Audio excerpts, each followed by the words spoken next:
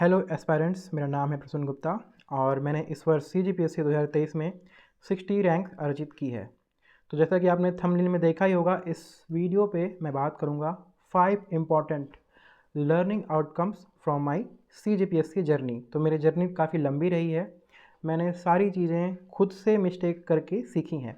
But अगर आप दूसरे के मिस्टेक से अगर आप सीख सकते हो तो it's even a better thing. आपको वो गलतियाँ दोहराने की ज़रूरत नहीं है जो बाकी लोग किए हैं। चलिए स्टार्ट करते हैं। तो सर, इसमें जो लास्ट वाला पॉइंट है, जो बहुत सारे लोग क्वेश्चन पूछते हैं कि what is the role of coaching centre, तो मैं उसके बारे में बात करूँगा। तो अंत तक देखिएगा, पाँचों पॉइंट बहुत इंपॉर्टेंट है। चलिए स्टार्ट करते हैं। पहला point, first thing is very important is that you have to know that age is just a number for this exam. ठीक है, सब लोग पूछते हैं मुझसे, काफ़ी सारे क्वेश्चन आते हैं कि मैं 25 साल का हूँ तो क्या बहुत लेट हो चुका हूँ, या 23 साल का हूँ। इवन लोग 22 साल में बोलते हैं कि मैं बहुत लेट हो चुका हूँ क्या। बट अगर मैं अपनी बात करूँ तो मैं 26 साल का था जब मैंने पहली बार ये सोचा, या फिर मुझे आत्मविश्वास आया कि मैं एग्ज़ाम को दे सकता हूँ, फाइट कर सकता हूँ। हालांकि पहले से ही था, 21-22 का जब मैं था, जब मुझे एग्ज़ाम के बारे में समझ में आया था, पता चला था कि एग्ज़ाम होता है, तब से मन में था कि करना चाहिए। लेकिन वो जो एक होता है ना, हिम्मत नहीं थी, आत्मविश्वास नहीं था। उस समय जब मैं 21-22 साल का था, तब मेरे पास 4th ईयर में एक जॉब थी। TCS में मेरा कैंपस प्लेसमेंट हो गया था, तो हाथ में एक अच्छी खासी जॉब थी। उसको छोड़कर तैयारी करना, उतना मेरे में हिम्मत ही नहीं था और आत्मविश्वास नहीं था। ठीक है, तो मैं उस समय जॉब चला गया। करते करते करते फिर काम करते करते मेरे में थोड़ी हिम्मत आई और आत्मविश्वास आया। तो मैंने पहली बार सोचा कि मैं PSC दूंगा। UPSC के बारे में मैंने सोचा, वो जब 26 साल का था। पहला अटेम्प्ट, वो भी उस टाइम में तैयार नहीं था पूरा पूरा। ठीक है, तो पहला अटेम्प्ट मैंने दिया जब मैं 27 साल का था। और अगर हम PSC की बात करें, CGPSC की हम बात करें, तो पहला सीरियस एंड फोकस्ड अटेम्प्ट मैंने 2021 का दिया था। ठीक है, 2021 का मतलब कि उस समय 2021 CGPSC मतलब कि जो 2022 में हुआ था, तो उस समय मेरी उम्र थी 30 वर्ष। तो अगर आप 22 साल और 23 साल में सोच रहे हैं कि मैं बहुत लेट हो चुका हूँ, या 25-26 में भी सोच रहे हैं, तो ऐसा मत सोचिए। अगर आप 25 में बने अधिकारी, या 38 या 40 में बने, ठीक है, आप अधिकारी ही होंगे। अगर कोई व्यक्ति 40 वर्ष की उम्र में भी अधिकारी बनता है ना, तो उसके आगे के 20 साल एज एन अधिकारी बीतेंगे। ठीक है, मैं आपको एक्सट्रीम केस बता रहा हूँ जो हमारा एज लिमिट है इस एग्ज़ाम का। ठीक है, अब बताइए जो दूसरा केस है जिसने 28 में छोड़ दिया, अब वो क्या कर रहा है। वो 40 साल के बाद भी प्राइवेट में ही जॉब करेगा, जो कि बुरा नहीं है, बट अपनी अपनी चॉइसेस होती हैं, अपना अपना एक ड्रीम होता है। ठीक है, तो नीचे लेवल पे, लोअर लेवल पे, या फिर प्राइवेट पे, या फिर अपना खुद का दुकान वगैरह खोलने से बेटर है कि आप मैनेज करके लगे रहिए। ऑब्वियसली प्रॉब्लम्स आएंगी, फाइनेंशियल प्रॉब्लम आएंगी, परिवार वाले सपोर्ट करेंगे या नहीं करेंगे। एक समय के बाद परिवार वाले भी सपोर्ट नहीं करते हैं जब आपकी एज ज़्यादा हो जाती है तो। ठीक है, उनका भी अपना जेन्युइन रीज़न रहता है। ठीक है, तो मैं ये बोलूँगा कि आपका जो ड्रीम है आप उसको बचा के रखिए। Age is just a number, आप उसको फाइट करते रहिए। फाइनेंशियल प्रॉब्लम है तो आप कहीं पे कोचिंग पढ़ाइए, आप मेंटरशिप करिए, या फिर बच्चों को ट्यूशन पढ़ाइए, या कोई भी काम करिए जो कि आपको पढ़ाई का समय दे, और आप पढ़ते रहिए। ठीक है, तो इसको आप ज़्यादा सोचेंगे नहीं एज के बारे में। आप जिस भी उम्र के हैं अभी, नो मैटर आप 21 के हो, 22 के हो, 25 के हो, 30 के हो, 35 के हो, ठीक है, अगर आपका ड्रीम है, आप कहीं ना कहीं, आपको यहाँ पे अगर आग जल रही है तो आप उसको जाइए, और जो भी समस्या है आप एक बार ठान लेंगे तो समस्या फिर आपको छोटी लगने लगेगी। दूसरा जो क्वेश्चन आता है, और काफ़ी एस्पायरेंट लोग बोलते हैं, we will talk about multiple exams at a time. एक समय पे मल्टीपल एग्ज़ाम देना है या नहीं देना है।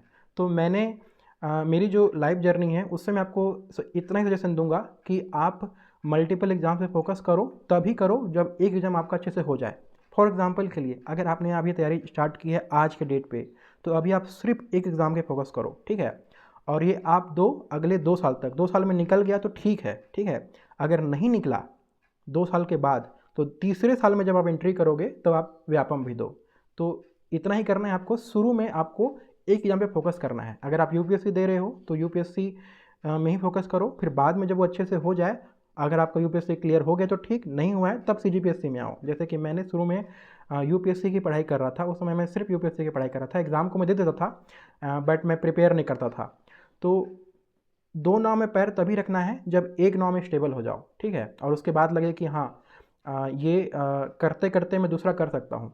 देखिए, मल्टीपल एग्ज़ाम का फ़ायदा ये होता है कि आप इंगेज्ड रहते हो। जैसे कि मान के चलो आज कोई सीजीपीएससी प्रीलिम्स की तैयारी कर रहा है, 9 फरवरी को अगर चांसेस ये हैं कि उसका ना निकले, और अगर नहीं निकलेगा तो अगला प्रीलिम्स कब है उसका, सीजीपीएससी का अगले साल।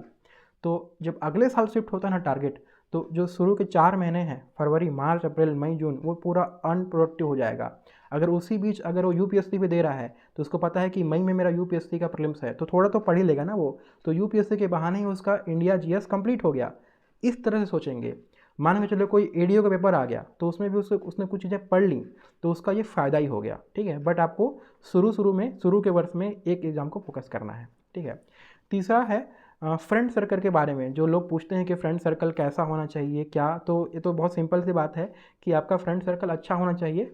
और मैं आपको अपने लाइफ एक्सपीरियंस से बताऊंगा कि friend circle is very very important. अगर नेगेटिव लोग हैं और ऐसे लोग हैं जो लोग उतने सीरियस नहीं हैं पढ़ाई के को ले करके, तो आपका एग्ज़ाम नहीं निकलने वाला है, क्लियर कट बात है। निकल देगा लेकिन बहुत रेयर केस है, ठीक है।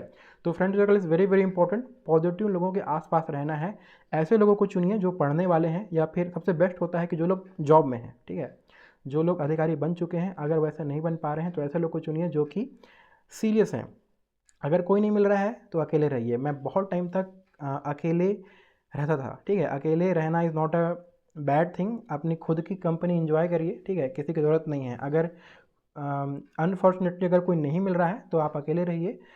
ऑफलाइन या फिर मतलब इन पर्सन अगर कोई नहीं मिल रहा है तो आप टेलीग्राम पे या किसी सोशल मीडिया के माध्यम से भी आप एक लर्निंग ग्रुप बना सकते हैं, ठीक है। लर्निंग ग्रुप से बहुत फ़ायदा होता है, लेकिन आपको वो क्या है कि नेगेटिव लोगों से एकदम दूर रहेंगे, क्योंकि नेगेटिव लोग आपको कहीं ना कहीं ड्रैग डाउन करेंगे। और मैं ऐसा देखता हूँ कि जहाँ जहाँ पे भी कोचिंग का हब है, जैसे कि यूपीएससी का दिल्ली में है, सीजीपीएससी का बिलासपुर में है, वहाँ पे आपको 80 से 85% नॉन सीरियस लोग मिलने वाले हैं, 15% लोग ही सीरियस हैं, ठीक है। तो जो 80 से 85% लोग हैं उनसे थोड़ा दूर रहेंगे, ठीक है, अगर आपको एग्ज़ाम निकालना है तो। नेक्स्ट हम बात कर रहे हैं, नेक्स्ट में आपके लिए मेरा एडवाइस रहेगा, confidence is very important. Confidence is the key for this exam, ठीक है। शुरू के वर्ष में मुझे जो कॉन्फिडेंट वाली प्रॉब्लम थी, मैं टीसीएस में जॉब कर रहा था, 3 साढ़े 3 वर्ष तक था वहाँ पे मैं। तो उसके बाद जब मैं दोबारा पढ़ाई के लिए आया तो मुझे बहुत समस्या हुई थी, मेरा कॉन्फिडेंट लेवल बन ही नहीं रहा था। लेकिन जैसे मैंने इस चीज़ को नोटिस किया और मैंने जब जाना कि कॉन्फिडेंस आपका बहुत इंपॉर्टेंट है, तीनों प्रीलिम्स, मेंस, इंटरव्यू। अगर कॉन्फिडेंट नहीं रहेगा तो सिली मिस्टेक्स होगा प्रीलिम्स में, ठीक है। मेंस में कॉन्फिडेंस आपके राइटिंग में झलकता है। अगर आप कॉन्फिडेंट होकर कोई आंसर को लिखोगे और आप डर डर के लिखोगे तो दिखेगा।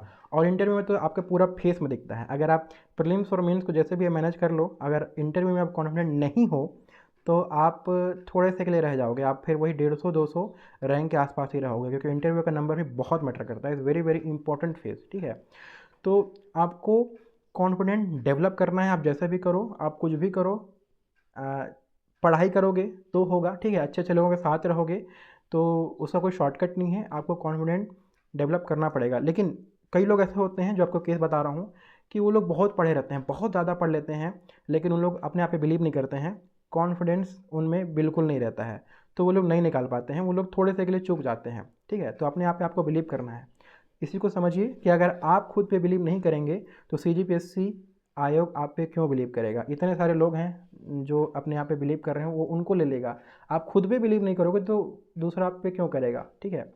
और last but not the least, very very important point, कि सब लोग पूछते हैं कि कोचिंग सेंटर कौन सा बेहतर है और role of the coaching centre. तो बेहतर क्या है नहीं है उस पर तो मैं आपको नहीं जाऊँगा। मैं आपको बताऊँगा कि आपकी तैयारी में कोचिंग सेंटर का क्या रोल हो सकता है अकॉर्डिंग टू माई एक्सपीरियंस। तो कोचिंग सेंटर आपको सबसे इंपॉर्टेंट है, पहला, बुक्स या स्टडी मटेरियल प्रोवाइड करता है। जो कोचिंग सेंटर के बुक्स होते हैं वो काफ़ी रिफाइंड होते हैं, ठीक है। अगर आप सीजीपीएससी की तैयारी कर रहे हो तो जो बिलासपुर के कोचिंग सेंटर्स के या फिर रायपुर के जो कोचिंग सेंटर्स के जो बुक हैं वो आपको ज़्यादा हेल्प करेंगे, बजाय इसके कि आप कोई सेंट्रल लेवल का कुछ ले रहे हो, ठीक है। तो स्टडी मटेरियल, उनका करंट अफेयर्स के बुक्स उनका मेंस का टॉपिक वाइज जितना बना हुआ है जो कि सिलेबस को टारगेट कर रहा है, तो वो आपके लिए हेल्पफुल करेगा, ठीक है। दूसरा चीज़, जब आप तैयारी कर लेते हो तो उसके बाद आपका जो टेस्ट सीरीज है प्रीलिम्स का, मेंस का और इंटरव्यू के लिए मॉक, ये आपका बहुत इंपॉर्टेंट है। इससे आपका कोचिंग सेंटर का यहाँ पे रोल होता है। और दूसरी चीज़, अगर आपको कोचिंग सेंटर में ऐसे कोई व्यक्ति मिलते हैं, आपके जो टीचर जो आपको गाइड कर रहे हैं, तो इससे भी आपको हेल्प मिलेगी। अब जो लोग गलती करते हैं वो आपको बताता हूँ मैं, कि जो कोचिंग सेंटर लोग बच्चे ज्वाइन करते हैं और सोचते हैं कि कोचिंग सेंटर हमने ज्वाइन कर लिया, हमारा काम ख़त्म हो गया और यही लोग मेरे को बना देंगे अधिकारी, तो ऐसा बिल्कुल नहीं होने वाला है। स्पेशली मैं बात कर रहा हूँ फाउंडेशन कोर्स की, ठीक है। तो फाउंडेशन कोर्स जो लोग ज्वाइन करते हैं वो लोग ध्यान रखेंगे, self study very very important. आपको कोई भी स्पून फीडिंग करके या चम्मच में पकड़ पकड़ के खिलाएगा नहीं, ठीक है। लोग खिलाते हैं बट वो ऐसा एग्ज़ाम ही नहीं है, आपको सेल्फ स्टडी करना ही पड़ेगा, ठीक है। मैंने भी फाउंडेशन कोर्स किया था, मैं वैसे पूरा कर नहीं पाया था वो, मैं वहाँ पे गया था तो फिर मुझे उसमें वहाँ पे उतना सही लगा नहीं, ठीक है। मैंने यूपीएससी के लिए किया था, सीजीपीएससी के लिए मैंने फाउंडेशन कोर्स नहीं किया है, लेकिन मैंने कोचिंग सेंटर के बुक्स और टेस्ट सीरीज़ और मॉक इंटरव्यू मैंने काफ़ी दिए हैं, ठीक है। तो उससे मुझे फ़ायदा मिला है। फाउंडेशन कोर्स अगर आप कर रहे हैं तो आप सेल्फ स्टडी के लिए टाइम निकालिए। अगर आप ये सोचेंगे कि कोचिंग सेंटर वाले ही मेरी नैया पार लगाएंगे या वो लोग जो जो बोल रहे हैं वही वही मैं करूँगा उतने में निकल जाएगा, तो ऐसा होता नहीं है। आपको कुछ एक्स्ट्रा एफर्ट या अपने लेवल पे चीज़ें करनी पड़ेंगी, ठीक है। Self study is very very important. आप खुद को तैयार करिए, अपना फाउंडेशन खुद से बनाइए, उसके बाद कोचिंग सेंटर के हेल्प से देखिए कि मैं कहाँ लाई कर रहा हूँ, आपका रैंक कितना आ रहा है प्रीलिम्स के टेस्ट में, आपका मेंस के टेस्ट में रैंक कितना आ रहा है, आपको मॉक इंटरव्यू में फीडबैक क्या मिल रहा है, ठीक है। जो अच्छे हैं, अभी तो बहुत सारे हो गए हैं, तो जो कोई भी ऐसा वैसा वहाँ नहीं जाना है, जो लोग थोड़े अच्छे हैं वहाँ जाना है। तो ये थे 5 इम्पॉर्टेंट पॉइंट जो कि मेरे पास काफ़ी सारे क्वेश्चंस आ रहे थे, तो मुझे लगा कि मैं एक वीडियो बना के इस क्वेश्चन का आंसर दूं। तो कमेंट सेक्शन में बताइए कि आपको मेरे जो एडवाइस है वो कैसा लगा, अच्छा लगा या नहीं लगा। आप डिसएग्री भी कर सकते हैं, सबका अलग अलग ओपिनियन होता है। अगर आप डिसएग्री भी कर रहे हैं तो भी बताइए कमेंट में, एग्री कर रहे हैं तो भी बताइए, ठीक है। इसके अलावा भी अगर आप चाहते हैं कि मैं किसी दूसरे मुद्दे पर वीडियो बनाऊँ, उसको भी आप कमेंट सेक्शन के नीचे में बताएंगे, ठीक है। So thank you for watching till here. अगर आप यहाँ तक देख रहे हैं तो आपका बहुत बहुत धन्यवाद। हम मिलते हैं अगले वीडियो में, तब तक के लिए bye bye and take care.